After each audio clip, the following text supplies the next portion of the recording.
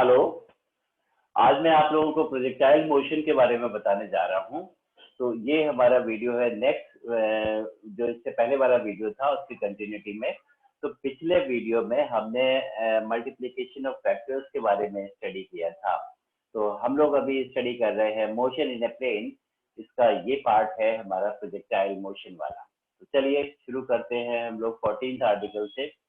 तो projectile motion basically ये हमारा क्या होता है, हम लोग कह सकते हैं कि जब भी कोई बॉडी हमारी अंडर ग्रेविटी, और हमने देखा कि भाई अगर हमने किसी स्टोन को थ्रो किया है तो वो क्या होता है कि भाई टू डायमेंशनल उसका मोशन होता है। इसी तरीके से कोई क्रिकेट बॉल होती है, वो भी साइमल्टेनियसली हॉरिजॉन्टली भी आगे मूव करती है और वर्टिकल डायरेक्शन में भी वो मूव करती है। तो ऐसे मोशन को हम लोग क्या बोल सकते हैं, प्रोजेक्टाइल मोशन।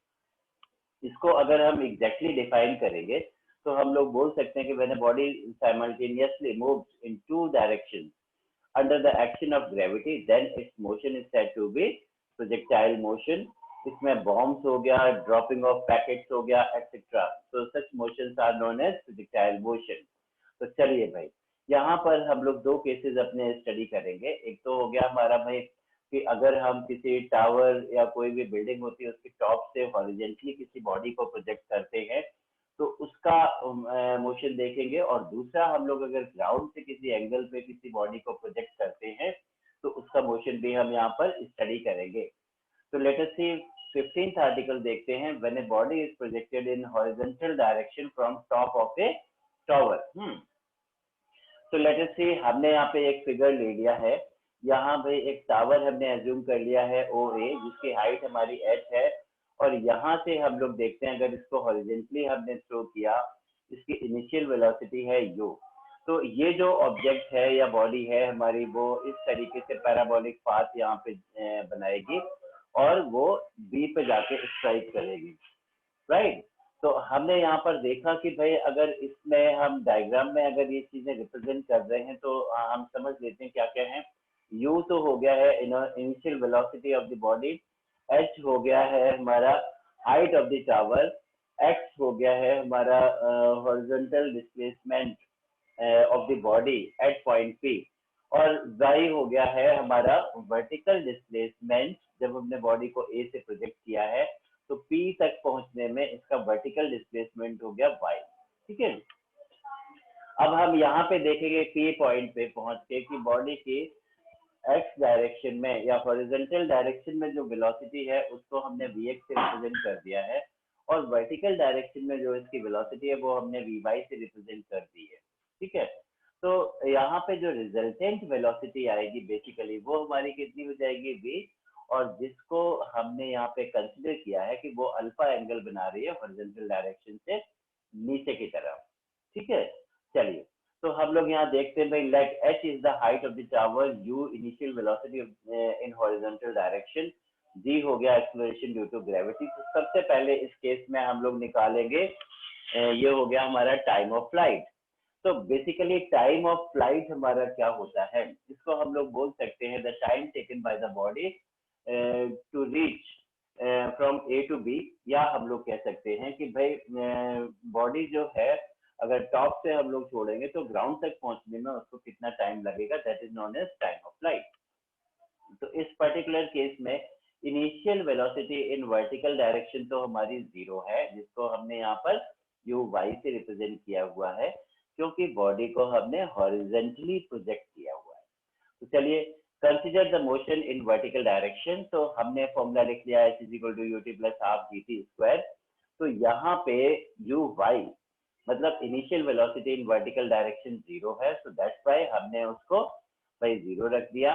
और हमने देखा यहाँ पर हाफ जी टी स्क्वायर और स्मॉल टी की जगह हमने कैपिटल टी रख दिया है। Capital T is time of flight, तो टाइम ऑफ फ्लाइट का फॉर्मूला आ गया है under root two h upon g. ठीक है। नेक्स्ट देखते हैं हॉरिजॉन्टल डिस्प्लेसमेंट। तो बॉडी का हॉरिजॉन्टली जो डिस्प्लेसमेंट है वो कितना होगा, फिगर में हमने आर से रिप्रेजेंट किया हुआ है इसको। तो हमें पता है कि भाई डिस्टेंस इज इक्वल टू होता है स्पीड इनटू टाइम। तो हमें मालूम है कि भाई हॉरिजॉन्टल स्पीड ये तो है यू, और टाइम हमारा जो लगा है वो हमने निकाला है t is equal to under root 2h/g। तो इस तरीके से हॉरिजॉन्टल डिस्प्लेसमेंट आ गया है u into under root 2h/g। इसको लिख देंगे r is equal to u under root 2h/g। ठीक है। नेक्स्ट हमने रिजल्टेंट वेलोसिटी निकाली है एट पॉइंट p। तो किसी भी पॉइंट पे हम लोग रिजल्टेंट वेलोसिटी फाइंड आउट कर सकते हैं। तो let the time taken from A to P is t. हमने यहाँ पे भाई यहाँ एज्यूम कर लिया है टाइम जो लगा है ए से लेके पी तक पहुंचने में वो टी है। तो ultimately v x horizontal velocity at P हमारी यू हो जाएगी, जबकि वर्टिकल वेलोसिटी हमारी टी टाइम के बाद कितनी हो जाएगी u प्लस जी टी, या हम लोग बोल सकते हैं 0 plus g t is equal to g t आ गया। Finally v is equal to हो जाएगा under root v x square plus v y square. तो वी एक्स और वी वाई की हमने वैल्यूज रख दी, यह आ जाएगा under root u square plus g square t square. तो ये तो हमारी रिजल्टेंट वेलोसिटी आ गई है। और अगर हमें डायरेक्शन निकालनी है भाई, जो रिजल्टेंट वेलोसिटी वेलोसिटी की डायरेक्शन क्या होगी, तो वो एंगल अल्फा है। तो हमने ले लिया है इस ट्रायंगल से, ये देखिए यहाँ पे छोटा सा ट्रायंगल नजर आ रहा है, इसमें से tan alpha is equal to हो जाएगा v y upon v x, मतलब परपेंडिकुलर अपॉन बेस। ठीक है। तो वही हमने यहाँ पर लिखा है tan alpha is equal to v y upon v x, या alpha is equal to tan inverse v y by v x आ जाएगा। ठीक है। चलिए बच्चों आगे चलते हैं।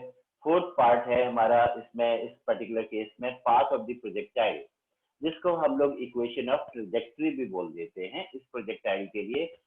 इस प्रोजेक्टाइल मोशन को आम भाषा में कई बार हम लोग हाफ प्रोजेक्टाइल भी बोलते हैं, लेकिन ये साइंटिफिक लैंग्वेज में हम इसको अवॉइड करते हैं।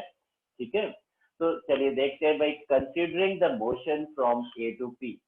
तो हमें भाई अगर मोशन कंसिडर करना है ए से लेके पी तक का, तो टाइम टेकन इज टी, और टी इज इक्वल टू हो जाएगा x upon u. Time is equal to distance upon speed.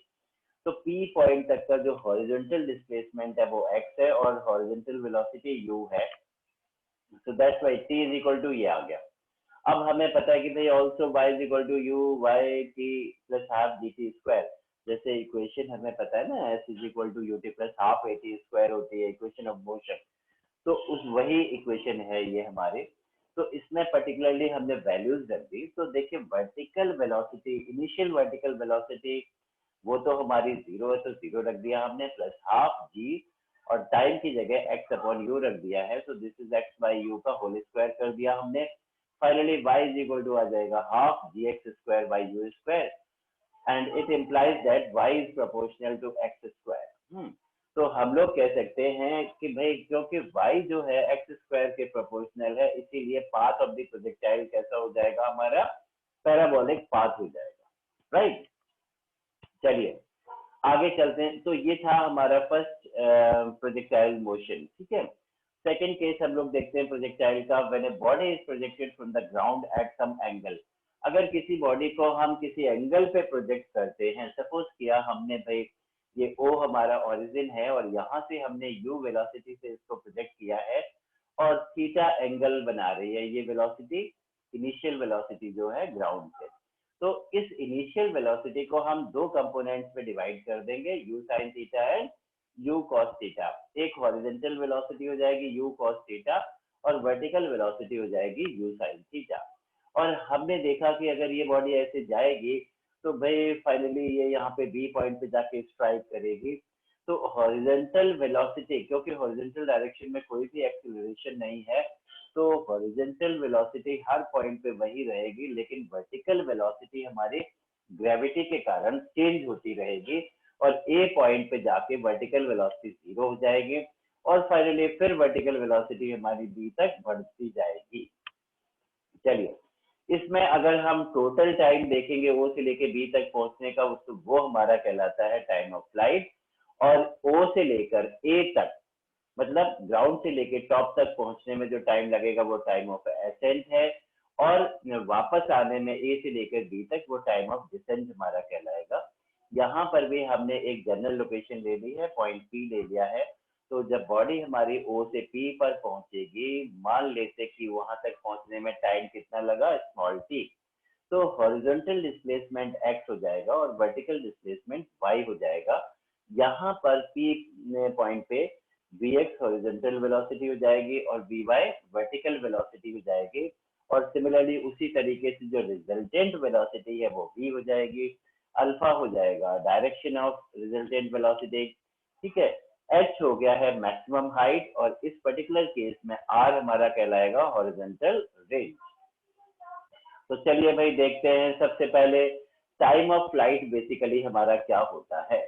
तो टाइम ऑफ फ्लाइट जैसा कि मैंने अभी बताया है, the total time taken by the body for travelling the entire distance from O to B horizontally, ठीक है, या जितनी देर ये हवा में रहेगी उसको हम टाइम ऑफ फ्लाइट बोल देंगे। तो लेट अस सी, यहाँ पर हमने क्या किया है, let us find out the time of accent. हम यहाँ पे टाइम ऑफ एसेंट निकाल लेंगे और टाइम ऑफ डिसेंट भी उतना ही होता है, तो हम उसको डबल कर देंगे तो आ जाएगा हमारा टाइम ऑफ फ्लाइट। तो हमने ले लिया भाई, क्योंकि v is equal to u plus a t होता है, तो हमने लिख लिया v is equal to u y plus g t. Hence, the body is moving in upward direction. G will be negative. ठीक है। तो हमें यहाँ की g की वैल्यू क्या रखनी पड़ेगी, नेगेटिव, और ऊपर पहुंच के हम लोग कह सकते हैं कि फाइनल वेलोसिटी उसकी 0 हो जाएगी। दस एट पॉइंट ए, ये देखिए फाइनल वेलोसिटी 0 रख दी है और is equal to u sine theta minus g t हो गया। तो t इज इक्वल टू आ गया u sine theta upon g, और ये t हमारा टाइम ऑफ एसेंट है। तो इसलिए टाइम ऑफ फ्लाइट कितना हो जाएगा, capital T is equal to 2 into small t, जिसको लिख सकते हैं 2u sine theta upon g. तो इसलिए इस पर्टिकुलर प्रोजेक्टाइल मोशन में जो टाइम ऑफ फ्लाइट का एक्सप्रेशन आता है t is equal to that is 2u sine theta upon g. अब देखते हैं हॉरिजॉन्टल रेंज। तो यहाँ पर भाई हम लोग कह सकते हैं हॉरिजॉन्टल रेंज हम कैसे निकालेंगे कि हॉरिजॉन्टल जो डिस्प्लेसमेंट है उसको बोलते हैं हॉरिजॉन्टल रेंज। तो ये आ जाएगा भाई horizontal velocity into time of flight. तो हमने ले लिया है भाई distance is equal to speed into time होता है, तो हॉरिजॉन्टल वेलोसिटी हो गई u cos theta into time of flight हो गया 2u sin थीटा बाई जी। तो r इज इक्वल टू हो जाएगा this is u square sine 2 theta upon g. आप लोगों को पता होना चाहिए कि भाई u इंटू यू तो u स्क्वायर हो गया, और 2 साइन थीटा कॉस थीटा को हम साइन 2 थीटा भी लिख सकते हैं, right. Also from maximum range.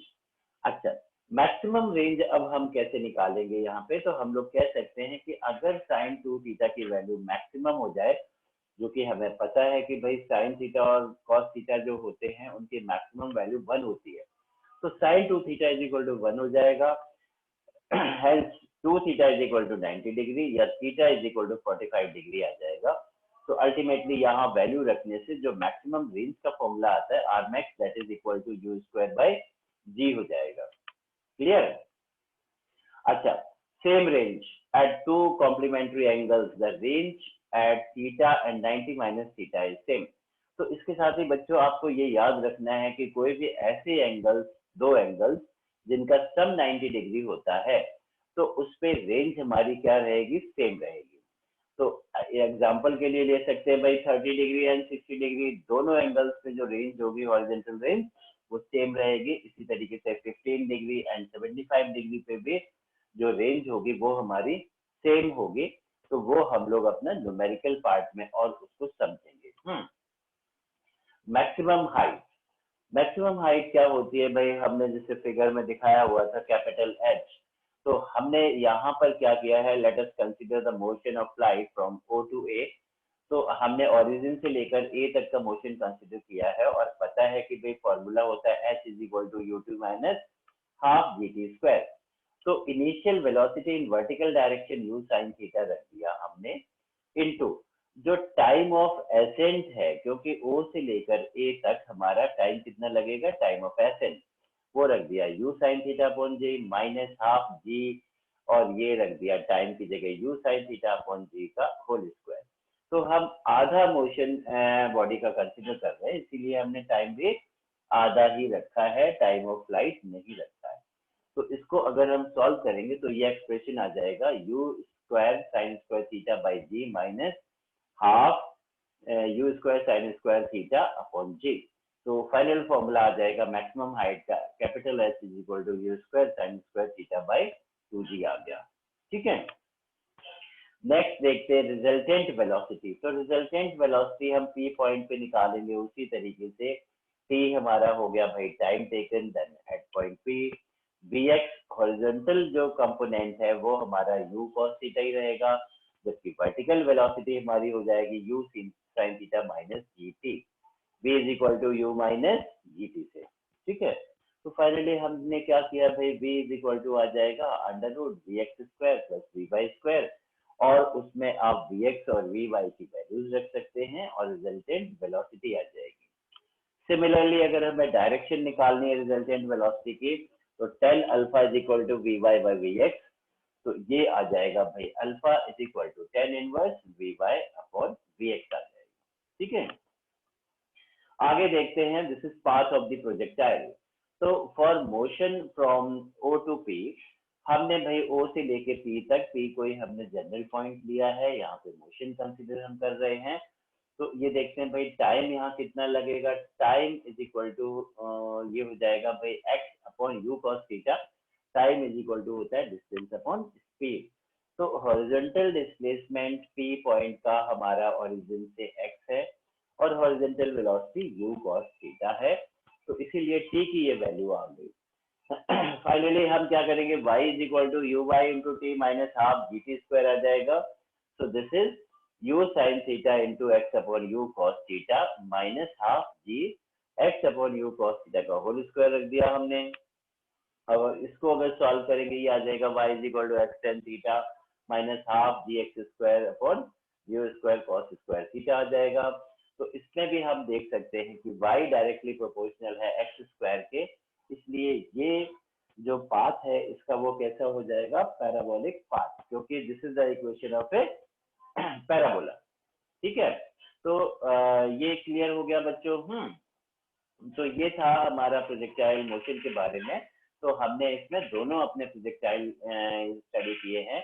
आगे हम लोग चलते हैं, ये है 16th article, now it is circular motion. ये कुछ पार्ट है हमारा सर्कुलर मोशन का, इंट्रोडक्शन है यहाँ पर मोशन इन ए प्लेन में, इसको भी हम लोग देखते हैं। तो भाई सर्कुलर मोशन को हम कैसे डिफाइन करते हैं, ठीक है। तो जब भी कोई बॉडी हमारी किसी एक पर्टिकुलर पॉइंट के अबाउट किसी एक सर्कुलर पाथ में घूमती है, so that motion is known as circular motion. So when a particle moves in a circular path around a fixed point, then its motion is called circular motion. यहाँ पर हम लोग कह सकते हैं एंगुलर डिस्प्लेसमेंट थीटा। तो ये क्या होगा भाई, एंगुलर वेलोसिटी क्या होगी, एंगुलर एक्सीलरेशन क्या होगा, तो इनको चलिए देखते हैं। तो पहले तो इसके लिए हम ये फिगर समझ लेते हैं। सपोज करिए कि भाई ओ हमारी centre of the circular path हो गया है, आर हमारा रेडियस हो गया है, और ए और बी हमारे जो है सर्कुलर पाथ पे दो पॉइंट्स हैं, और इनकी जो ये जो एंगल यहाँ सबटेंड कर रहे हैं वो थीटा एंगल हो गया है। तो थीटा हमारा क्या कहलाता है, यहाँ पर एंगुलर डिस्प्लेसमेंट कहलाता है, ठीक है। तो चलिए देखते हैं भाई, the angle traverse by a particle is angular displacement, it's SI unit is radian. तो जो भी कोई बॉडी सर्कुलर पाथ में जब घूमती है तो वो कितना एंगल ट्रेस कर रही है, तो उसे एंगल को हम एंगुलर डिस्प्लेसमेंट बोलते हैं। आगे हम लोग देखते हैं एंगुलर वेलोसिटी। तो इसको कैसे डिफाइन करेंगे भाई, the rate of change of angular displacement is known as angular velocity, और इसको ओमेगा से रिप्रेजेंट करते हैं। ओमेगा इज इक्वल टू हो जाएगा theta two minus theta one upon d t आ जाएगा, या d theta by d t भी लिख सकते हैं, ठीक है। और इसकी एसआई यूनिट हमारी क्या हो जाएगी, रेडियन पर सेकेंड हो जाएगा। थर्ड पार्ट में देखते हैं एंगुलर एक्सीलरेशन। तो एंगुलर एक्सीलरेशन अगर हमें निकालना होगा तो हम लोग बोल सकते हैं भाई rate of change of angular velocity is called angular acceleration, और इसका एसआई यूनिट हो जाएगा रेडियन पर second square. Alpha is equal to लिख सकते हैं omega two minus omega one upon d t, या फिर d omega upon d t आ जाएगा, ठीक है बच्चों। तो ये थे terms related to this circular motion. इसके आगे हम लोग चलते हैं, अब देखते हैं भाई 17th आर्टिकल है हमारा। तो ये आ गया भाई relation between linear velocity and angular velocity. तो हम लोग कह सकते हैं कि from the figure theta is equal to r upon radius होता है। भाई ये हमने फॉर्मूला अपना फर्स्ट चैप्टर में पढ़ा भी था। क्योंकि theta is equal to arc upon radius होता है। तो अल्टीमेटली हमने ले लिया है in case theta is very small, ठीक है, अगर थीटा हमारा बहुत छोटा होता है तो हम लोग क्या कर सकते हैं, जो आर्क ए बी है, ठीक है, इस फिगर में ये देखिए ए बी आर्क हो गया है, इसको हम लोग क्या करेंगे, एक स्ट्रेट लेंथ भी ले सकते हैं जिसको हमने डीएल से रिप्रेजेंट कर दिया है, ठीक है। तो यहाँ हमने क्या किया है कि भाई 10 डी थीटा, या थीटा की जगह हमने डी थीटा लिख लिया है, d theta is equal to dl upon r हो जाएगा, ठीक है।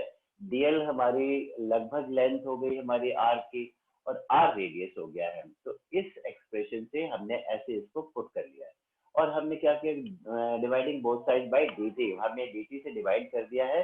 तो ये हो जाएगा d theta upon d t is equal to 1/r dl upon d t, जिसको हम लिख सकते हैं दिस इज नाउ ओमेगा, और ये हो गया भाई dl upon dt is velocity, linear velocity, upon में r आ गया, तो इसी से ये रिलेशन आ जाता है b is equal to r omega. Clear? तो ये भाई समझ में आ गया आपको। फर्दर हम देखते हैं relation between acceleration and angular acceleration. Alpha यहाँ पर एंगुलर एक्सीलरेशन होता है और ए हमारा लीनियर एक्सीलरेशन होता है। तो जैसा कि हमें पता है कि भाई v is equal to r omega है, तो हम लोग लिख सकते हैं for small values d v is equal to हो जाएगा आर इंटू डी ओमेगा हो जाएगा, ठीक है। dv means small change in velocity, linear velocity, and D omega हो गया है small change in angular velocity. तो इसको हमने डिवाइड कर दिया बोथ साइड्स बाय dt। तो ये देखिए dv upon dt is equal to r d omega upon dt आ गया, इसको लिख सकते हैं a is equal to r alpha आ जाएगा। क्लियर? तो चलिए, ये थे हमारे छोटे छोटे रिलेशंस यहाँ पर लीनियर मोशन में। इसी ए को हम लोग आगे चल के क्या बोलते हैं, टेंजेंशियल एक्सीलरेशन भी बोल देते हैं। फर्दर देखते हैं इक्वेशंस ऑफ सर्कुलर मोशन। तो जैसा कि लीनियर मोशन में हमने अपनी इक्वेशंस पढ़े थे, उसी तरीके से सर्कुलर मोशन में भी हमारी इक्वेशंस होती हैं। ये देखिए v is equal to u plus a t हमने पढ़ा था वहाँ लीनियर मोशन में। तो यहाँ हो जाएगा omega is equal to omega not plus alpha t, where omega not is initial angular velocity, omega हो गया फाइनल एंगुलर वेलोसिटी, और दूसरी इक्वेशन आ जाएगी theta is equal to omega not into t plus half alpha t square. तो भाई theta हो गया एंगुलर डिस्प्लेसमेंट, अल्फा हो गया है एंगुलर एक्सीलरेशन। सिमिलरली तीसरी इक्वेशन हो जाएगी omega square minus omega not square is equal to 2 alpha theta. चलिए, तो ये थी हमारी इक्वेशंस जो हमारी न्यूमेरिकल्स में यूज होंगी। इनकी हेल्प से हम लोग सर्कुलर मोशन के अपने न्यूमेरिकल्स सॉल्व करेंगे भाई। आगे देखते हैं, नेक्स्ट आर्टिकल है हमारा 19, दिस इज सेंट्रीपिटल फोर्स। तो सेंट्रीपिटल फोर्स बेसिकली क्या होता है कि जब भी कोई बॉडी हमारी सर्कुलर मोशन में घूम रही होती है तो उसके ऊपर एक टेंजेंशियल डायरेक्शन में फोर्स लगता है जो उसको बाउंड करता है एक सर्कुलर पाथ में घूमने के लिए, और ये हमेशा सेंटर की तरफ लाने की कोशिश करता है बॉडी को। तो इसी फोर्स को हम सेंट्रीपिटल फोर्स बोलते हैं, और इसको हम m v square upon r से रिप्रेजेंट करते हैं। तो डेफिनेशन क्या हो जाएगी, the force which tends to bring a body towards the centre of the circular path during a circular motion is known as centripetal force.